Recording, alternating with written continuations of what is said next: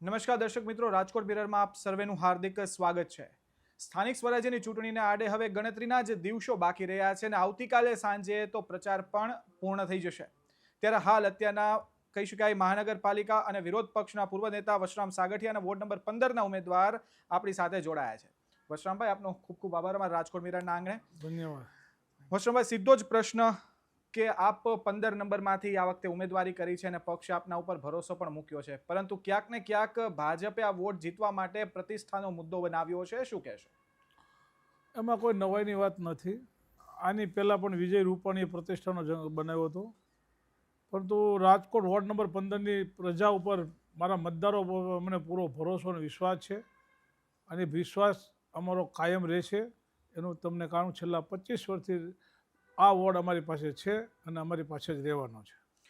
2021ની વાત કરીએ ત્યારે 72માંથી જે 4 બેઠક, જે વોર્ડ નંબર 15 જ હતો, તે કોંગ્રેસે અંકે કર્યો હતો। આ વખતે શું લક્ષ્ય છે? કેટલી બેઠક ઉપર કોંગ્રેસ ભાજપને મહાત આપશે? આમ વાત તો બહુ મોટી લાગે। અત્યારના લોકો એવું ઈચ્છે છે કે આ વખતે પરિવર્તન જોઈએ છે। લોકોને અબકે પડી ગયા, વારંવાર એકના એક લોકો તમને દાખલા તરીકે દાળ ભાત ને બટેકાનું શાક ભાવતું હોય, રોટલી દરરોજ સવારે એ આપે, સાંજે આપે, બપોરે આપે, ત્રણેય ટાઈમ આપે, તો તમે કેટલા દિવસ એકને એક વસ્તુ ખાઈ શકશો એ કહો? તમને અબકે પડે એમ આ હવે ભાજપ પણ લોકોને અબકે પડ્યું છે। વશરામભાઈ, આ જ મુદ્દો આપને હું ફરી પૂછવા માંગીશ। આ વાત દર વખતે વિપક્ષ કરે છે, આમ આદમી પાર્ટીઓ પણ કરે છે, પરંતુ જે ચૂંટણી પરિણામ આવે છે તે દર વખતે અલગ હોય છે, શું કહેશો? એવું નથી હોતું વારંવાર। આપને ખબર છે 2000ની સાલમાં, 95ની સાલમાં ફક્ત એક લાધાભાઈ બોરસદિયા હતા। જી, અમે બોર કૌભાંડ બહાર કાઢ્યું હતું। બોર કૌભાંડમાં લાખો રૂપિયાનો ભ્રષ્ટાચાર કર્યો બહાર પાડ્યો હતો। એના ભાગરૂપે રાજકોટની પ્રજાએ આ લોકોને ઘર ભેગા કર્યા હતા। એમાં આપણે નરેન્દ્રસિંહ પોતે એમાં હતા કોંગ્રેસ પક્ષમાં, અને એમણે ડેપ્યુટી મેયર સુધીનો હોદ્દો ભોગવી ચૂક્યા છે અને એમને ખબર છે। પણ 2000ની સાલ જેવું ફરી એકવાર રાજકોટમાં નિર્માણ થાય એવી સ્થિતિ એટલા માટે છે કે રાજકોટના મેયર પોતે શ્રી સરકાર થઈ ગયેલી જમીન ઉપર બાંધકામ, પોતાનો બંગલો બનાવતા હોય, મોટા શોપિંગ સેન્ટર અંદર બનાવતા હોય, અને એના કર્મચારીઓ રાજકોટના મેયરને નોટિસ મોકલતા હોય, એ કેટલા અંશે વ્યાજબી છે? આ સીધો મારો સવાલ છે। બીજું, રાજકોટના સ્ટેન્ડિંગ કમિટીના ચેરમેન ખુદ પોતે ટાઉન પ્લાનિંગ જી, એક્ટને જોગવાઈઓ જાણતા હોવા છતાં, બધું સમજતા હોવા છતાં, ટાઉન પ્લાનિંગ એક્ટની જોગવાઈ અને એના મુજબ બાંધકામ નહીં કરી મોટા મોટા કૌભાંડો બહાર પાડે છે, તેમ છતાં આ લોકો સમજતા નથી। એટલે રાજકોટની પ્રજા 2000ની સાલ જેવું ફરી કરવાના છે। વશરામભાઈ, ઇન્દ્રનીલભાઈ અત્યારના પક્ષ સાથે નથી, તો વર્તમાન ચૂંટણીમાં તેની કોઈ અસર જોવા મળશે ખરા? જો કોઈ પણ વ્યક્તિ સારો માણસ હોય, પક્ષમાંથી ઘરે બેસી જાય, અથવા પક્ષમાં ન હોય, અથવા રિટાયરમેન્ટ લઈ લીધું હોય, અથવા સામે પક્ષે જાય, ઇન્દ્રભાઈ તો જો કે નિવૃત્તિ જાહેર કરી છે, પણ તેમ છતાંય પોતે જ્યાં લોકોને મદદની જરૂર હશે એવું જાહેરાત કરી છે અને એ લોકો બોલાવે પણ છે। 2 દિવસ પહેલાં તો વોર્ડ નંબર 6માં જાહેર સભા હતી, એટલે લોકો જો એનામાંના કાર્યકરો બોલાવે તો જવા પણ પોતે છે। એ કોઈ ભાજપમાંથી, કોંગ્રેસમાંથી ભાજપમાં ગયા નથી કે બીજો અન્ય કોઈ પક્ષમાં, ફક્ત નિવૃત્તિ જાહેર કરી હતી અને જરૂરિયાત હોય એનો ટેકો જાહેર કરવાની પણ જાહેરાત કરેલી છે। કોંગ્રેસના જ વર્તુળોમાં એક ચર્ચા જાગે છે કે વશરામભાઈ હોય, ગાયત્રીબા વાઘેલા હોય કે અતુલભાઈ હોય, એ વટભેર ટિકિટ લઈ આવે છે, પરંતુ પક્ષના જે સનિષ્ઠ આગેવાનો છે, જેમ કે નિદતભાઈ છે, હેમાંગભાઈ વસાવડા છે, મહેશ રાજપૂત છે, આ લોકો કેમ ચૂંટણી લડતા નથી? શું કામ આગળ આવતા ને કેમ પક્ષ એમને ટિકિટ નથી આપતું? શું કહેશો? આ કેવું સમીકરણ? ના, પક્ષે તો ટિકિટ આપવા માટેનું ઓફર પક્ષે કરી હતી। અમે પોતે રાજદીપસિંહ, મેં પોતે પણ કીધેલું, ડૉક્ટર હેમાંગભાઈને પણ કીધેલું, નિદતભાઈને પણ કીધેલું, મહેશ રાજપૂતને પણ કહેલું। અમે લગભગ બધા સિનિયર લોકોને વિનંતી જ પહેલાં કરેલી કે ભાઈ આપ લડો, જેના હિસાબે રાજકોટમાં એક સારો મેસેજ જાય। પરંતુ એ લોકો અન્ય કાર્યક્રમોમાં હોય, અથવા પ્રદેશ સમિતિ એ લોકોને મોટા હોદ્દા આપ્યા તો અન્ય જવાબદારી પણ આપતા હોય, એટલા માટે લોકો નથી લડ્યા। વશરામભાઈ, આ વખતે એવું પણ કહેવાય છે 2 વખતથી કહેવાય છે ખાસ તો કે ભાઈ આમ આદમી પાર્ટી આવી છે એ ક્યાંક ને ક્યાંક ભાજપ અથવા કોંગ્રેસને ડેમેજ કરશે. આ વખતની સ્થાનિક સ્વરાજની ચૂંટણીમાં શું લાગે છે? હું મારો પોતાનો જાત અનુભવ કર્યો આપને કહું જી. તો મને પોતાને જે 9 મહિના હું આમ આદમી પાર્ટીમાં ગયેલો છું. જી. મેં મારા પક્ષને બહુ મોટું નુકસાન કર્યું છે, હું જાહેર કરું છું. જી. આજની તારીખમાં પણ હું પ્રજા સમક્ષ માફી માગું છું. મારા પક્ષના લોકોની માફી માગું છું કે મેં જે ભૂલ કરી હતી એવી અન્ય લોકોએ ભૂલ ન કરવી જોઈએ, કારણ કે એ ભાજપની બી ટીમ છે, બી ટીમ છે ને બી ટીમ છે. પ્રવીણભાઈ સોરાણીનો મુદ્દો ખાસ અત્યારના કોંગ્રેસ અને રાજકીય વર્તુળોમાં ચર્ચામાં છે. એવું પણ કહેવાય છે કે પ્રવીણભાઈ અને તેમના પત્નીએ કોંગ્રેસમાંથી રાજીનામું આપી દીધું, તો શું કોંગ્રેસને કઈ રીતે અસર કરશે? રાજકોટ હોય, ગુજરાત હોય કે આ દેશના લેવલમાં કોઈ પણ રાષ્ટ્રીય પક્ષ હોય એના કાર્યકરો આવતા જતા હોય છે. આપને ખબર છે અગાઉના મુખ્યમંત્રીઓએ પણ પક્ષ છોડીને અન્ય પક્ષમાં ગયેલા છે. બિલકુલ. વિરોધ પક્ષના નેતાઓ પણ પક્ષ છોડી અન્ય પક્ષોમાં ગયેલા છે. ત્યારે પણ પક્ષને ફેર નથી પડતા. આ તો રાષ્ટ્રીય લેવલના પક્ષો હોય છે. અને હું તો દાખલા તરીકે મારી વાત કરું તો હું જાઉં તો કંઈ ફેર એટલા માટે ન પડે, હું નાનું પ્યાદું ગણાવું તો કોંગ્રેસનો કાર્યકર કરો એટલે મારાથી જાજો કોઈ ફેર પડે નહીં. પણ સમર્થકોમાં ક્યાંક ને ક્યાંક રોષ તો રહે, કારણ કે વશરામભાઈનું ધારો કે આપે જ આપનું ઉદાહરણ આપ્યું તો કહીશ કે આપ આટલા પાર્ટીના સનિષ્ઠ આગેવાન છો, સારું વર્ચસ્વ ધરાવો છો, ગહન અભ્યાસ કરો છો આપ ઘણા બધા મુદ્દાઓ માટે. જો વશરામભાઈ આપે જેમ કીધું કે આપ પાર્ટીમાંથી જાઓ તો પાર્ટીને અસર પડે ખરા કે કેમ? પાર્ટીને મેં આપને કીધું કે પાર્ટીને બહુ અસર પડતી નથી હોતી. વ્યક્તિગત નુકસાન થોડું ઘણું જાય. દાખલા તરીકે પ્રવીણભાઈ સોરાણી અત્યારે કોંગ્રેસ છોડી ગઈ છે, ભાજપનું સાથે કામ કરે છે. કેસરીઓ પાછા પહેરતા નથી. ભાજપ સાથે કામ કરે છે. અમારા વોર્ડમાં ફક્ત કોંગ્રેસને હરાવવા માટેનું બીડું ઝડપ્યું છે. તો એનો વિષય છે અને અમને આર્થિક થોડું ઘણું નુકસાન જશે, અમે સ્વીકારીએ છીએ અને એ નુકસાન ભોગવવાની પણ અમારી તૈયારી છે.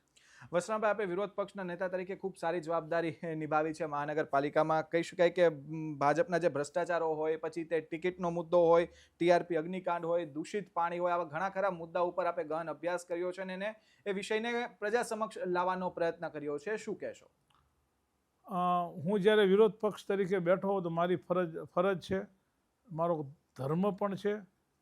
કારણ કે મને જે લોકોએ જે જવાબદારી આપી છે રાજકોટમાં, એક લોકપ્રતિનિધિ તરીકે રાજકોટના લોકોએ નગરસેવક તરીકે મારી જ્યારે એપોઇન્ટમેન્ટ કરી હોય, ચૂંટાયો હોય, ત્યારે મારી ફરજ બને છે મારે સાચી વાત લોકો સમક્ષ મૂકવી જોઈએ.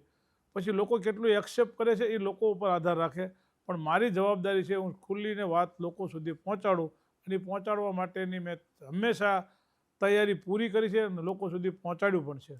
વશરામભાઈ, ભાજપ દર વખતે કહે છે કે નો રિપીટ થિયરી, ખરા અર્થમાં નો રિપીટ થિયરી કોંગ્રેસમાં લાગુ થવાની જરૂર છે કે કેમ? અને નો રિપીટ થિયરીની અમલવારી શું કામે? જો જેના પક્ષની વાત છે, ભાજપવાળા વાતો કરે ન કરે, અમલ કરે કે ન કરે, હું તો ફક્ત મારા પક્ષની વાત કરું. અમે નો રિપીટ થિયરીની વાત કરી નથી. રાજકોટમાં ક્યાંય પણ નો રિપીટ થિયરી આજ સુધીમાં અમારો એક પણ નેતા બોલ્યા નથી કે નો રિપીટ થિયરી. કારણ કે અમે રાજકોટની પ્રજાએ અમને સ્પષ્ટ વિરોધ પક્ષના નેતા બેસવાની પણ જવાબદારી નહોતી આપી. તેમ છતાંય અમે અમારી રીતે જે મહેનત કરીએ છીએ, સંઘર્ષ કર્યો છે, એ સંઘર્ષનું રિઝલ્ટ તમને 28 તારીખે દેખાશે. કોંગ્રેસના મેનિફેસ્ટો વિશે થોડી વાત કરું કે આ વખતે કયા કયા મુખ્ય મુદ્દાઓ ઉપર હાલ કોંગ્રેસ પ્રજા વચ્ચે આવી છે? રાજકોટના ખાસ કરીને યુવાનો માટેની અમે જુદી જુદી યોજનાઓ લાવ્યા છે.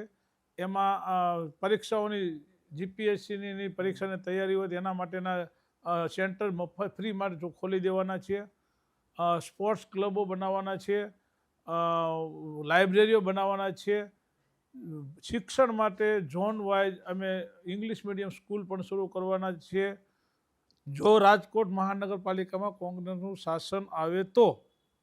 બીજું, પૂર્વ ઝોનમાં સામેકાંઠાના વિસ્તાર છે, ત્યાં વિકાસ બહુ ધીમી ગતિએ થોડો એક જ સાઈડ વિકાસ ચાલુ છે, બરાબર. એની જગ્યાએ અમે એ બાજુનો વિકાસ કરશું, એના માટે પણ અમે બંધાયેલા છીએ. રાજકોટમાં 15 મિનિટ પાણી પૂરતા ફોર્સથી નથી આવતું. ગંદુ પાણી આવે છે, દુર્ગંધવાળું પાણી હોય છે, ઘણીવાર એમાં બેક્ટેરિયા સમાયેલા હોય છે. આ બધી જ વસ્તુઓ સાથે રાજકોટના લોકો હજી હાલ જીવી રહ્યા છે. અમારી કોર્પોરેશનમાં અમારું શાસન આવશે તો 15 મિનિટ પાણીની જગ્યાએ અમે અડધી કલાક પાણી આપવાના છે. વસરામભાઈ, આપનો સમય ખૂબ કિંમતી છે, પણ મારે તો આપણે ગણતરીના 3 પ્રશ્ન હવે પૂછવા છે. એમાંનો પ્રથમ પ્રશ્ન, શુક્રવારે સાંજે 6 વાગે પ્રચાર પડઘમ શાંત પડી જશે. આટલા સમયથી પ્રચાર કરી રહ્યા છો, વિવિધ વોર્ડ વિસ્તારોમાં જઈ રહ્યા છો. મેં પહેલા પણ કીધું કે વિરોધ પક્ષના નેતા તરીકે જવાબદારી પણ નિભાવી છે. સિનારીઓ શું લાગે છે, સ્થિતિ શું લાગે છે, મતદારોનો મિજાજ કેવો છે? મતદારોનો મિજાજ, હું મારા એક વોર્ડ પૂરતી વાત કરું તો યોગ્ય ન લાગે, કારણ કે રાજકોટના આખા બધા વોર્ડમાં મેં જી 15 નંબરથી માંડી 16 નંબરમાં પણ જોયું છે. 16 નંબરમાં કેવી પરિસ્થિતિ લોકોની રોતા રોતા જોયો છે બહેનોને. કારણ એક વ્યક્તિનું મકાન બનાવતા કેટલો સમય થાય તમને મને બધા લોકોને ખબર છે. આપણે જવાબદારી લઈને બેઠા છીએ, ઘર ચલાવીએ છીએ. એક મકાન બનાવવા આપણને કેટલો પરસેવો વળે છે, કેટલી મહેનત કરવી પડે છે, કેટલો સમય લાગે છે, ત્યારે એ મકાન બનતું હોય છે. એ મકાન ભલે પછી મફતિયાપરામાં બન્યું હોય, સૂચિતમાં બનાવ્યું હોય કે પછી દસ્તાવેજમાં બનાવ્યું હોય, પણ કોઈ પણ વ્યક્તિ સૌની કેપેસિટી પ્રમાણે જ્યારે મકાન બનાવતા હોય અને એ મકાન એક ધરાશય એક ઝાટકે કરી નાખે છે, ત્યારે લોકોને બહુ આઘાત લાગે છે. એ આઘાત હકીકતમાં કુદરત એને સહન કરવાની શક્તિ આપે એવી પ્રાર્થના કરીએ. પણ જે તે સમયના આપણે જો જંગલેશ્વરમાં બહેનો રડતી હતી, જી જી આહિર સમાજની બહેનો ખુલ્લીને બોલતી હતી ભાઈ આપણા ધારાસભ્ય ઉદયભાઈ વિશે, કે ઉદયભાઈ આયરના દીકરા છો, અત્યારે ક્યાં છો, અમને જવાબ આપવા આવજો. રાતે 2 વાગે જવાબ આપીશ, એની જગ્યાએ છો ક્યાં, જવાબ તો આપો. આવા જ્યારે અંદરથી રોતા રોતા બહેનો બોલતા હોય ત્યારે આપણેથી સહન ન થાય, અને એ હકીકતમાં એ પાપ છે અને પાપ ન થવું જોઈએ.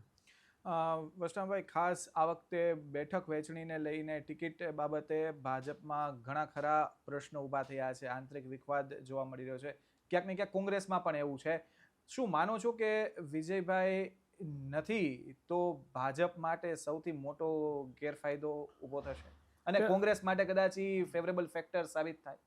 પહેલો મુદ્દો તો એ આપું છું કે રાજકોટ મહાનગરપાલિકામાં કોંગ્રેસની જેટલા વર્ષથી ચૂંટણી થાય છે કોર્પોરેશનની, કંઈક ને કંઈક વિવાદો ઊભા થાય છે. કંઈક છેલ્લે તો કોઈ નહીં હોય તો એકબીજાના ગ્રુપિઝમમાં જાય છે. આ ટિકિટ લઈ ગયો, આ ટિકિટ લઈ ગયો, આ દીધી, આ દીધી.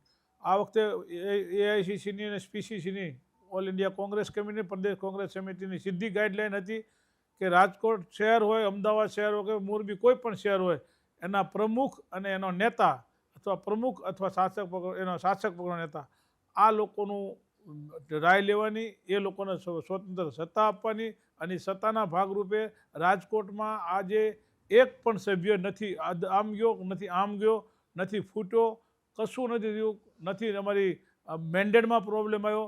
કોઈ પણ જગ્યાએ રાજકોટમાંના કોંગ્રેસ સમિતિમાં એક પણ પ્રકારનો ફેરફાર નથી થયો. એક પણ ટિકિટ અમે આગળ પાછળ જાહેર કરીને બદલાવી નથી. આવો એક પણ સવાલ પહેલી વાર એવું બન્યું છે, નથી બન્યું. એના માટે અમે ગુજરાત પ્રદેશ કોંગ્રેસ સમિતિના આભાર માનીએ છીએ, ખાસ કરીને એમાં હું અને અમારા પ્રમુખ શ્રી રાજદીપસિંહ જાડેજા. વસરામભાઈ, ખાસ તો જે પ્રદેશ સંગઠનનું જે માળખું છે, જે રાષ્ટ્રીય જે નેતાઓ, જે સ્ટાર પ્રચારકો કહેવામાં આવતા હોય છે, તેઓ આ વખતે રાજકોટ આવવા માટે કોઈ તૈયાર થતું નથી. કોંગ્રેસમાં માત્ર પત્રકાર પરિષદ સંબોધી દેવામાં આવે છે. શું માનો છો, શું કારણ છે? અમે રાજકોટ મહાનગરપાલિકામાં એ લોકો જ્યારે કે ત્યારે જાહેર સભા કરી દેવા માટે બંધાયેલા છે. 2-3 લોકો મારા આવ્યા એને કરી, પણ હું દાખલા તરીકે મારો પોતાનો વોર્ડ લઉં. મારા પોતાના વોર્ડમાં મારે કોઈ સ્ટાર પ્રચારકની જરૂર નથી હોતી, મારે કોઈ પ્રદેશના નેતાની જરૂર નથી કે રાજકોટના નેતા. એટલા માટે મારે રાજદીપસિંહ જાડેજાને એકવાર બોલાવ્યા, આવ્યા, કાર્યક્રમ થઈ ગયો ને જતા રહ્યા. બાકી તો અમે ખુદ ત્યાં લડીએ છીએ, એટલે અમારા વોર્ડમાં લગભગ એવી જરૂર નથી હોતી. બીજા જ્યાં વોર્ડનો જરૂર હોય ત્યાં મોકલીએ છીએ. તેમ છતાંય મારા વોર્ડમાં આજે જાહેર સભા છે, ડૉક્ટર દિનેશ પરમાર પણ હતા, 2 દિવસ પહેલાંથી તેમાં પણ આવ્યા હતા. 13 નંબરમાં પણ ડૉક્ટર દિનેશ પરમાર ગયા, 6 નંબરમાં પણ ગયા, આજે 4 નંબર પર પણ જાય છે. એટલે રાજકોટ મહાનગરપાલિકાની ચૂંટણીઓમાં પ્રદેશ સમિતિ જે લોકોને મોકલે છે એ લોકો તો હંમેશા આવે જ છે. અંતિમ પ્રશ્ન, કોંગ્રેસની જીતનો મંત્ર મહાનગરપાલિકાની ચૂંટણીમાં શું હશે? પહેલાં તો ભ્રષ્ટાચારે માજા મૂકે છે રાજકોટમાં, કોઈને કહેવાવાળું નથી. વિજયભાઈ રૂપાણી ગયા પછી ધણી ધોરી વગરનું રાજકોટ ભાજપ થઈ ગયું છે. કોણ કોનો માણસ છે, કોણ શું કરે છે, કોણ ભાજપમાં કામ કરવાના છે, કોણ નથી કરવાના, કોણ આડા હાલે છે, કોણ ઊભા હાલે છે, કોણ સીધા હાલે છે, કોણને જવાબદારી છે, કોણ ના પાડવાનું છે, કોની જવાબદારી બને છે, કોની માથે ભરોસો મૂકવો, આવું એક પણ રાજકોટમાં ભાજપમાં હાલ જે પોઝિશન જોતા કોઈ કહેવાવાળું નથી, કોઈ રણીધણી નથી. અને આ રણીધણી વગરનું થઈ ગયેલું ભાજપને રાજકોટની પ્રજા એનો રસ્તો દેખાડશે. આપનો ખૂબ ખૂબ આભાર વશરામભાઈ કે આપે આપનો કિંમતી સમય ફાળવીને અમારા આંગણે આપ આવ્યા. આભાર. થેન્ક યુ, ધન્યવાદ. મિત્રો, વશરામભાઈ ખૂબ સારી વાત કરી. અંતમાં જે કહ્યું કે ભાઈ સ્વર્ગસ્થ વિજયભાઈની જે વિદાય થઈ ત્યારબાદ ભાજપ છે તે ધણીધોરી વગરનું થઈ ગયું છે અને કદાચ તે જ મુદ્દો એક એવો હશે કે જે કોંગ્રેસ માટે એડવાન્ટેજ લાવી શકે. પરંતુ સત્ય હકીકત શું છે, મતદાર કોને ચૂંટશે તે 28મી તારીખે માલુમ પડી જશે. ધન્યવાદ.